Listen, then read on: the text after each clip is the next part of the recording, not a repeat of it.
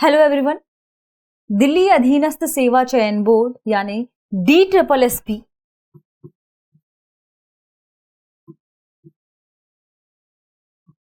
Delhi subordinate services selection board इसकी exam से जुड़े, इसकी परीक्षा से जुड़े हुए भूगोल विषय पर कैसे टॉपिक, कैसे प्रश्न पूछे जाते हैं, उन्हीं टॉपिक्स को हम यहां समझने की कोशिश करेंगे। यानी बेसिकली DSSB के भूगोल विषय से संबंधित हम कुछ टॉपिक के कंसेप्ट पर चर्चा करेंगे। ज्योग्राफी विषय के कुछ खास टॉपिक्स के कंसेप्ट को जानने की कोशिश करेंगे। तो ध्यान रखिएगा, ये DSSB के ज्योग्राफी के कंसेप्ट पर बेस्ड पूरा सेशन होगा, जिसमें हम इस पूरे सिलेबस में मेंशन जो भूगोल है, भूगोल के जो भी इंपॉर्टेंट टॉपिक है उन पर चर्चा डिटेल से करेंगे, ताकि आप उनसे जुड़े हुए तथ्यों को समझ पाए, तथ्यों को जान पाए, कंसेप्ट को समझ पाए और इससे आपके प्रश्नों को हल करना काफी आसान हो जाए और आप प्रश्नों को आसानी से हल कर पाए। ठीक है, चलिए शुरू करते हैं आज के सेशन को। और सबसे पहले जानते हैं कि आज हम किस खास टॉपिक पर चर्चा करने वाले हैं। आज का जो हमारा विषय है वह है सबसे बेसिक टॉपिक ज्योग्राफी का। ध्यान रखिएगा, जो DSSB है उसमें जो सामाजिक विज्ञान खंड है TGT का, उसी के भीतर यह सेगमेंट शामिल है ज्योग्राफी यानी भूगोल। उसी में एक खास टॉपिक है सौरमंडल, सोलर सिस्टम। सोलर सिस्टम पर ही आज हम चर्चा करने वाले हैं, लेकिन सोलर सिस्टम से पहले आपको पता होना चाहिए कि आखिर यह सौरमंडल किनसे मिलकर बना है, किनसे मिलकर बना है। इससे भी पहले आपको यह पता होना चाहिए कि आप अपने आसपास ऐसी कौन सी चीजों को जानते हैं जिन्हें देखने के बाद खगोल शास्त्रियों को यह उत्सुकता हुई होगी कि उन्हें इनके बारे में जानकारी प्राप्त करना चाहिए, इनके बारे में उन्हें जानकारी इकट्ठी करनी चाहिए या इनके बारे में जानकारी प्राप्त करना जरूरी है। ये कैसे हमारे आसपास के वातावरण को, पर्यावरण को या पूरे के पूरे सौरमंडल को प्रभावित करते हैं।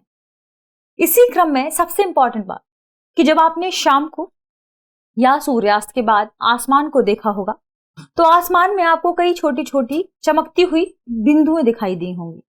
शुरुआत में ये बिंदु 1-2 दिखे होंगे और जैसे ही सूर्यास्त बढ़ता जाता है, सूर्यास्त हो जाता है, रात अंधेरी होती है, आकाश साफ होता है, वैसे ही आपने देखा होगा कि वे टिमटिमाते हुए बिंदु या वे चमकीले बिंदु,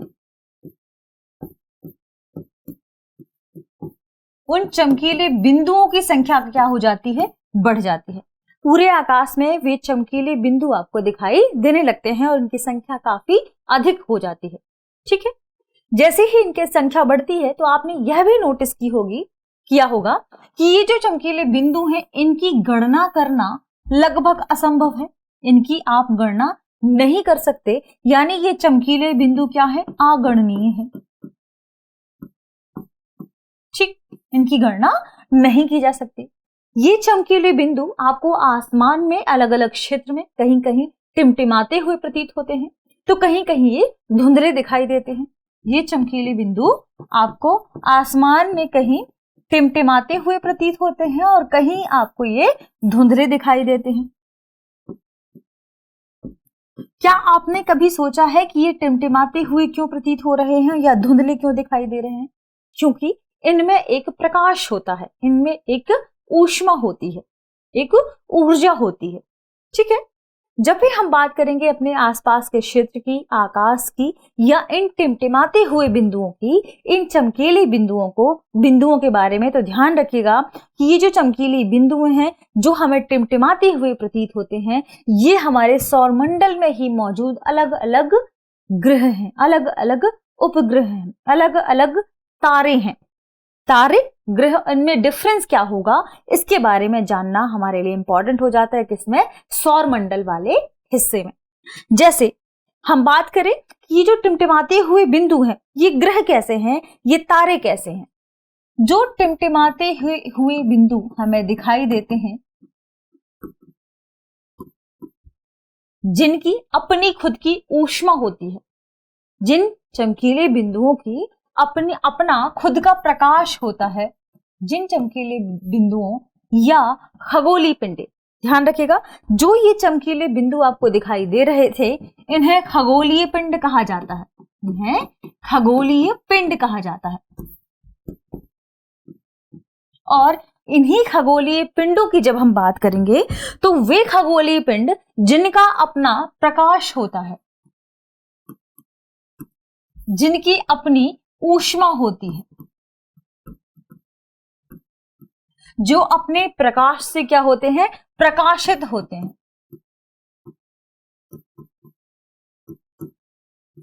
जो अपने प्रकाश से प्रकाशित हैं, जिनकी अपनी ऊष्मा है। क्यों?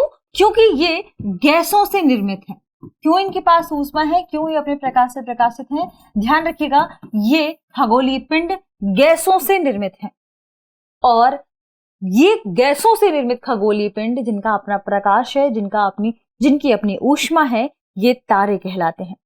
तो ध्यान क्या रखना है आपको कि वे खगोलीय पिंड जो गैसों से निर्मित होते हैं, जिनका अपना प्रकाश होता है, जिनकी अपनी ऊष्मा होती है, ये बड़े आकार के होते हैं, ये तारे कहलाते हैं। बड़े आकार के होते हैं, क्या कहलाते हैं? यही तारे कहलाते हैं, यही स्टार कहलाते हैं।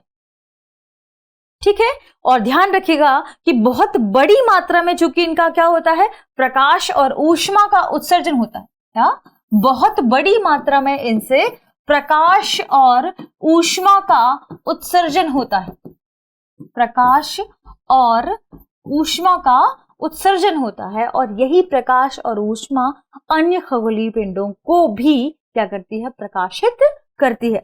तो कुछ खगोलीय पिंड ऐसे होते हैं जो इन तारों की ऊष्मा और प्रकाश से प्रकाशित होते हैं, और कुछ खगोलीय पिंड ऐसे हैं जिनका अपना बड़ा आकार है, जो अपने प्रकाश और अपने ऊष्मा से प्रकाशित होते हैं, वे तारे कहलाते हैं, या वही क्या कहलाता है, तारा कहलाता है। ध्यान रखें, यानी आप जब भी तारों की डेफिनेशन पूछी जाए, स्टार की डेफिनेशन पूछी जाए, तो सबसे इंपॉर्टेंट बात आपको क्या ध्यान रखना है कि सूर्य और चंद्रमा की आसपास या सूर्य और चंद्रमा के अलावा वे सभी वस्तुएं जो रात को चमकती हैं खगोलीय पिंड कहलाती हैं, और वे खगोलीय पिंड जो बहुत बड़े आकार के होते हैं, जिनका अपना प्रकाश होता है, जिनकी अपनी ऊष्मा होती है, वे तारे कहलाते हैं। ये गैसों से निर्मित होते हैं। तो तारों की डेफिनेशन बहुत ही सटीक शब्दों में लिखनी हो तो ध्यान क्या रखना है, एक तो अपने बड़े आकार के होते हैं, अपने प्रकाश और ऊष्मा से चमकते हैं, और इनसे प्रकाश और ऊष्मा उत्सर्जित होती है। ठीक है, तो ये तो बात की हमने किसकी, तारों की, स्टार्स की। अब ध्यान क्या रखना है कि जो प्राचीन समय में या पुराने समय में जो लोग थे, वे इन्हीं तारों को देखकर दिशाओं का ज्ञान रखते थे। दिशाएं किस तरीके से, कहाँ कौन सी दिशा है, ये उन्हें कैसे पता चलता था, तारों के ही माध्यम से। पहले के समय में जो तारों की आसमान में अवस्थिति होती थी, जैसे उत्तर में जो तारा है, जैसे हम कहते हैं ध्रुव तारा। ध्रुव तारा क्योंकि क्या है, यह एक ऐसा तारा है जिसकी पोजीशन आसमान में चेंज नहीं होती।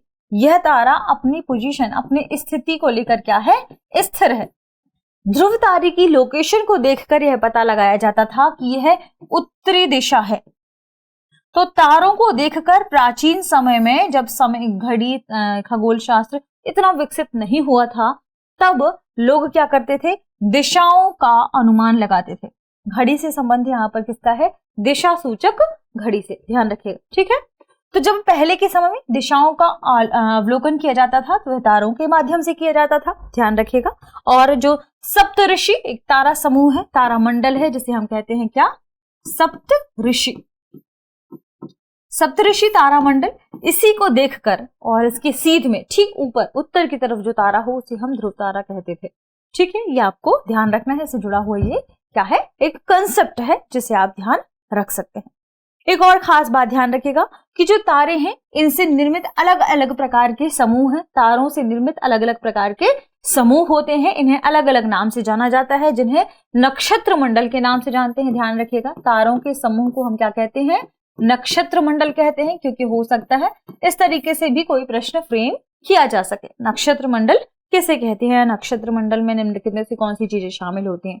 और जब भी नक्षत्र मंडल की बात आती है तो जो अर्सा मेजर यानी बिग बियर, ध्यान रखिएगा, अर्सा मेजर, अर्सा मेजर एक नक्षत्र मंडल है जो काफी फेमस है, या इसे क्या कहते हैं, बिग बियर। ठीक, ये तो हमने बात की किसकी, तारे के बारे में, स्टार के बारे में।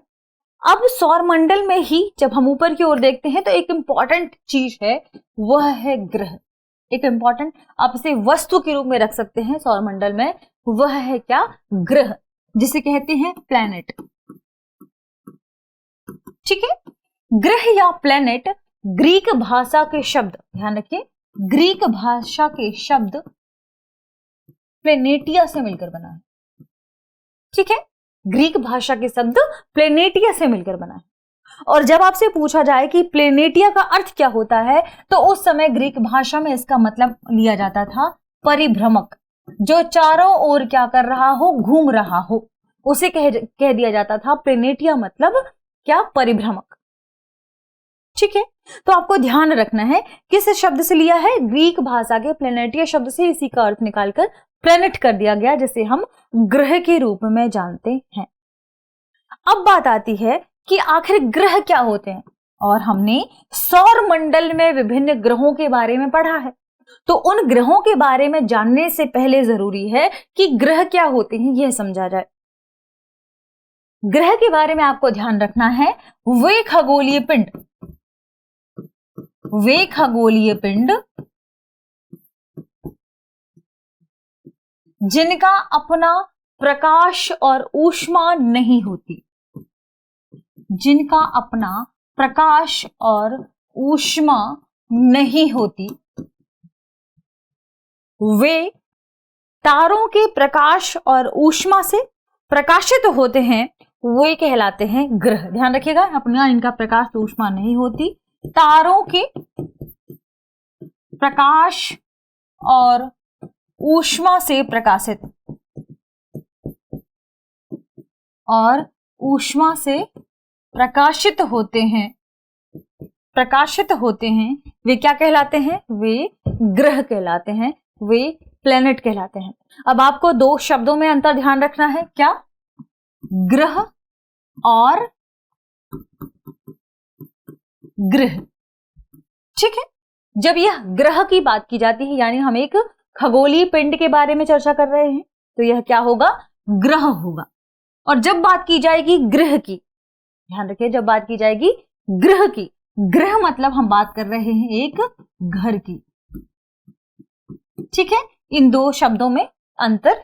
ठीक है, तो आपको क्या ध्यान रखना है, जब हम ग्रह की बात करें, प्लैनेट की बात कर रहे हैं, जब हम ग्रह की बात कर रहे हैं, यानी हम घर की बात कर रहे हैं। ठीक है, तो ध्यान रखें, ये हमने समझा किसे, तारों के बारे में, हमने समझा तारों के अलावा ग्रह के बारे में, प्लैनेट के बारे में।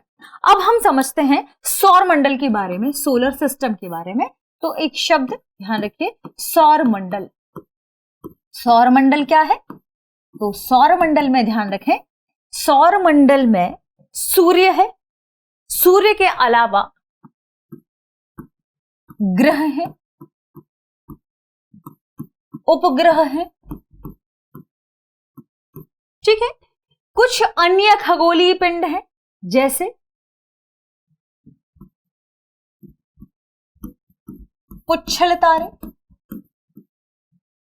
ठीक है, ध्यान क्या रखना है, जैसे पुच्छल तारे, जैसे उल्का पिंड, उल्का पिंड। तो सौर मंडल की डेफिनेशन में क्या शामिल है, सूर्य के साथ साथ 8 ग्रह, उपग्रह, कुछ अन्य खगोलीय पिंड जैसे उल्का पिंड, क्षुद्र ग्रह, ये मिलकर ही सौर मंडल का निर्माण करते हैं। क्षुद्र ग्रह ये मिलकर ही, या क्षुद्र ग्रह मिलकर क्या करते हैं, सौर मंडल का निर्माण करते हैं। सौर मंडल में बात करें तो सूर्य इनका मुखिया है, सूर्य क्या है, मुखिया है। सौर मंडल एक किसकी भांति है, एक परिवार की भांति है, एक फैमिली की भांति है, ये आपको ध्यान रखना है। सौर मंडल, इसे ही हम सौर परिवार भी कहते हैं।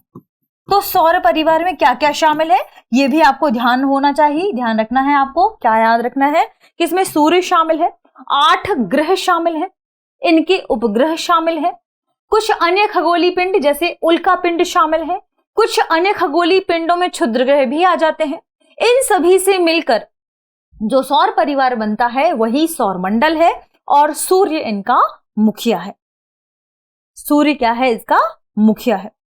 सूर्य के बारे में खास बात यह ध्यान रखना है सौर मंडल में कि यह जो सौर मंडल है, इस सौर मंडल में सूर्य केंद्र में है। सूर्य कहां है, केंद्र में है। सूर्य एक तारा है, ध्यान रखिएगा, यह है सन। सूर्य केंद्र में है, सूर्य एक तारा है, सूर्य सौर मंडल का मुखिया है। ठीक है। सूर्य के बारे में क्या ध्यान रखना है, सूर्य बहुत अधिक प्रकाश उत्सर्जित करता है। सूर्य में ऊष्मा बहुत अधिक है, ध्यान रखिएगा, सूर्य की ऊष्मा बहुत अधिक है। सूर्य का खिंचाव बल बहुत अधिक है, जिसे इसका गुरुत्वाकर्षण बल आप कह सकते हैं, लेकिन एक खास नाम से जाना जाता है जैसे खिंचाव बल। सूर्य का खिंचाव बल बहुत अधिक है और सूर्य के खिंचाव बल की वजह से ही यह सौर मंडल की अन्य ग्रहों को बांधे रखता है, अपनी तरफ खींच के रखता है। ठीक है। तो सूर्य में क्या है, सूर्य का अपना एक खिंचाव बल है और यह खिंचाव बल सूर्य मंडल के या सौर मंडल के अन्य ग्रहों को खींच कर रखता है, बांध कर रखता है। और यही सौर मंडल के लिए प्रकाश और ऊष्मा का क्या है, सोर्स है, स्रोत है। ठीक है। जब भी पृथ्वी से इसकी दूरी की बात आएगी कि सूर्य की पृथ्वी से दूरी कितनी है, तो लगभग 15 करोड़ किलोमीटर, 15 करोड़ किलोमीटर सूर्य की पृथ्वी से दूरी बताई जाती है। आपको ध्यान रखना है, एक तथ्य है ये 15 करोड़ किलोमीटर का। ठीक है। तो इस तरीके से हमने समझने की कोशिश की सौरमंडल के बारे में, सौरमंडल क्या है, किन से मिलकर बना है। अभी उपग्रह खगोलीय पिंडों के बारे में भी समझने की कोशिश करेंगे। तो जैसे जैसे हम आगे बढ़ते जाएंगे इन सभी टर्म्स के बारे में आप समझते आगे जाएंगे। ठीक है। तो मिलते हैं हमारी अगली वीडियो में, तब तक आप पढ़ते रहिए, रिवीजन करते रहिए। शुक्रिया।